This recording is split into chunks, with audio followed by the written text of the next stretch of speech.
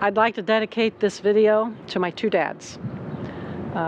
One dad was an alcoholic, and he taught me what it is to recovery, and that anybody can change, and not only can they change, they can use that change to impact the world. And my second dad, my Abba Father, my Heavenly Father, loved me through it all. And he taught me to love people and to serve people. People see the Aarrk Garden as a farm that produces food for food pantries and shelters.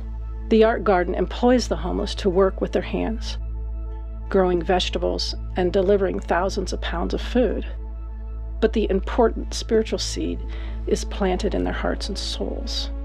As he says, I know the plans I have for you, plans to prosper you, not to harm you, plans to give you a future and a hope.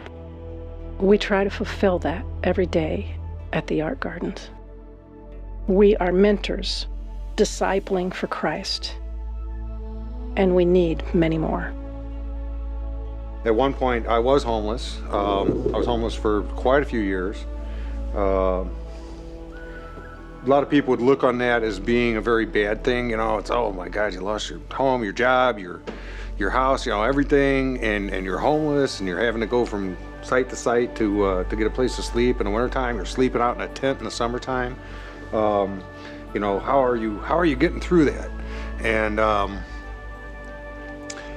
And really, to me, it was a blessing, because that was what wound up bringing me to the Lord.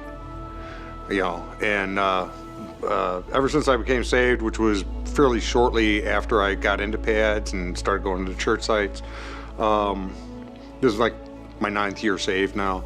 But, you know, things started looking up for me, and, you know, I wound up eventually, I got my license cleared up, I got a car, I got a job, I got, you know, a permanent place to live.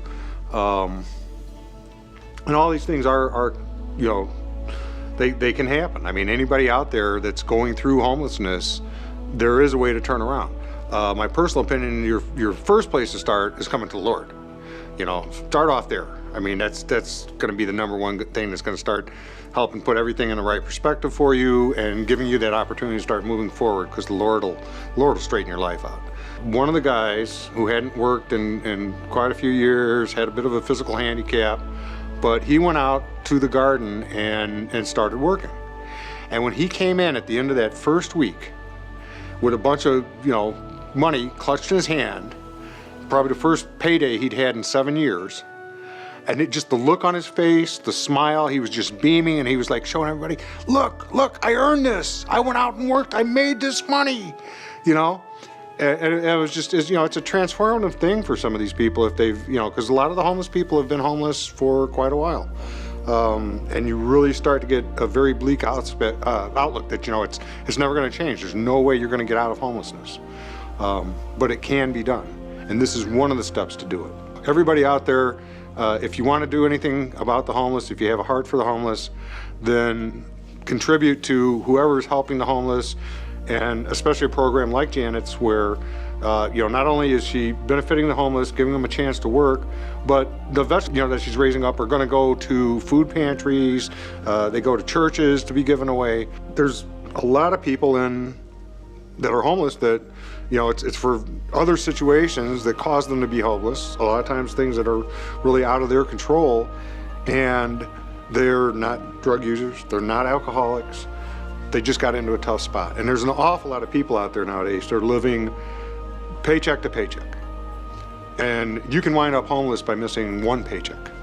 One paycheck can put you in that situation. What really defines who you are as a person is, what is your relationship with God?